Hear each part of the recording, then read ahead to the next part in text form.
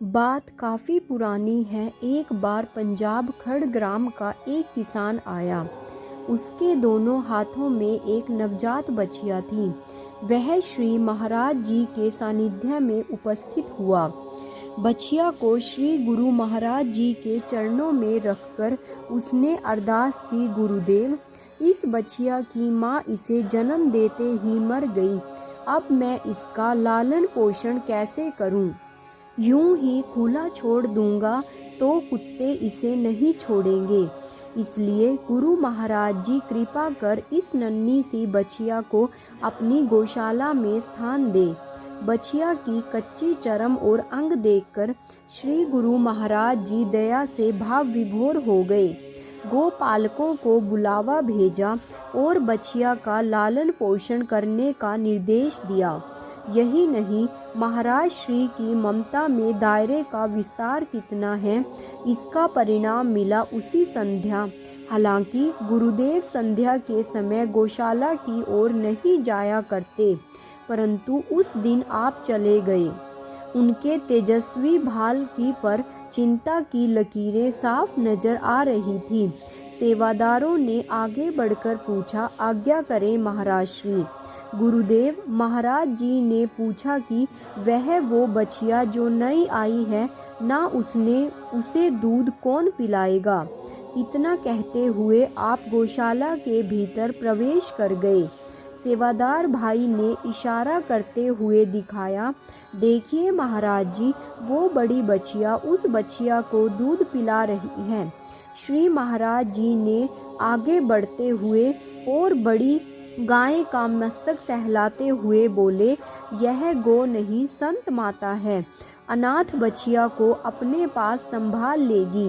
इतना कहकर गुरुदेव बड़े निश्चय भाव से वापस कक्ष की ओर बढ़ गए, यह संदेश देते हुए कि यदि एक आना सा तिनका भी मुझे समर्पित हो जाए तो उस आश्रित का योगक्षेम मैं वहन करता हूँ। इसी प्रकार एक रात सहसा गुरुदेव का आगमन गौशाला में हुआ। रात के लगभग 8 बजे हुए थे। गौशाला के बेड़े में गुप्त अंधेरा था। सब हैरान रह गए यह देखकर कि श्री महाराज जी अपने हाथ में टॉर्च लेकर आए हैं और बेड़े को पार करके गुरुदेव गौशाला के एक नितांत कोने में पहुंच गए। वहां एक गाय बंधी हुई थी। गुरु महाराज उस पर टॉर्च का प्रकाश केंद्रित करते हुए बोले, यह देखो यहाँ कितने मच्छर हैं। यहाँ यज्ञ समिधा का धुआं नहीं करते क्या? बेचारे कितनी परेशान हो रही है। आगे से ख्याल रखना। सच में एक मखनीरी जीव की वेदना का आप ही वहन कर सकते हैं। गुरुदेव, गुरु प्यारे साधकों, यह नहीं है कि गुरुदेव सिर्फ हम इंसानों से ही प्यार करते हैं। गुरुदेव अपने हर उस सेवक से, हर एक शिष्य से, हर जीव से धरती के गुरु महाराज जी उतना ही प्रेम करते हैं जितना प्रेम गुरु महाराज जी हमसे करते हैं। तो चलिए सुनते हैं एक और ऐसा ही दिव्य अनुभव। इसमें बताया गया है कि एक दिन सुबह अपने नियमित समय पर गुरुदेव गौशाला पधारे। गोपाल भाई ने बड़े दुखित स्वर में अरदास की, देखिए ना महाराज जी, यह बछिया अपनी माँ का दूध ही नहीं पीता, कितना कमज़ोर होता जा रहा है। श्री महाराज जी ने प्रेम से कभी उसकी पीठ, कभी बाल पर अपना दिव्य हस्त फेरने लगे। साथ साथ ममताई स्वर में कहते जा रहे थे, तू दूध नहीं पीता, दूध नहीं पिएगा तो बड़ा कैसे होगा। इसी बीच उस सेवादार भाई ने बछड़े को पकड़कर रखा हुआ था ताकि वह इधर उधर ना भाग जाए। पर कुछ क्षण प्यार देकर श्री महाराज जी बोले, छोड़ दो इसे। खुला छोड़ने की आज्ञा दी। आज्ञा का पालन हुआ, पर यह क्या देखने को मिला। बछड़ा एकदम से दौड़ पड़ा, किधर अपनी गौ माता की ओर। सीधा अपना मुख उसके थन में लगाया, बड़े चाव से दूध धूकर पीने लगा। अब उसका उपचार जो हो चुका था, यह एक परम वैद्य के हाथों उसने अपना सही इलाज करवा लिया था। अखंड ज्ञान के अंदर बताया गया है कि एक बार जब गुरु पूजा अंग के निर्णय की बेला आई तो एक दिन यूं ही गुरु महाराज जी की आंतरिक प्रेरणा से हम गौशाला की तरफ बढ़ गए और दिव्यधाम आश्रम की वह पावन बेला, ताजी ताजी खुली हवा, करीब 6 बजे का समय था। नभ में सूर्य उदित हो चुका था, लेकिन अभी आश्रम का सूर्य उदित होना शेष था। हमने गौशाला में पहुंचकर एक भाई से प्रश्न किया कि गौशाला की सेवा में इतनी तनम, आखिर इसके पीछे का भाव क्या है, आप हमें जरूर बताएं। हमें इसका उत्तर मिला कि जब भी श्री गुरु महाराज जी गौशाला की तरफ आते हैं, हमने अक्सर उन्हें गौ को माता कहकर संबोधित करते हुए सुना है। अब यदि हम गौ की सेवा करेंगे तो उनका जो पुत्र है वह अधिक जल्दी प्रसन्न होगा। इसलिए हमें लगता है कि गुरुदेव को प्रसन्न करने के लिए बड़ा ही सुंदर साधन है। हमें गौ सेवा करनी चाहिए। इसमें संदेह ही नहीं है कि गायें कामधेनु हैं, अपूर्ण रूप से वरदानी हैं, परंतु कोई है जो इस कामधेनु के भी कामधेनु रूप है। रंभा कर जिसने कामधेनु रूपी गायें भी वरदान पाती हैं। गौ रक्षक संस्कृति पुरुष गुरुदेव श्री आशुतोष महाराज जी। श्री आशुतोष महाराज जी का सांस्कृतिक प्रेम किसी से छिपा नहीं है। उनकी लगभग हर कार्य साधना भारतीय संस्कृति को समर्पित रहती है और हम भी जानते हैं कि भारतीय सांस्कृतिक रूपी विराट ग्रंथ का एक महत् अध्याय है हमारी कामधेनु गायें। इसलिए उनके प्रति गुरुदेव की चिंतन धारा कैसे ना बहे।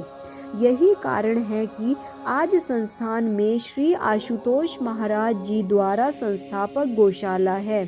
यह सहस्त्र गर्भ के सुखद घर हैं। उनमें श्री आशुतोष महाराज जी के सैकड़ों शिष्य दिन रात अपनी सेवाएं अर्पित कर रहे हैं।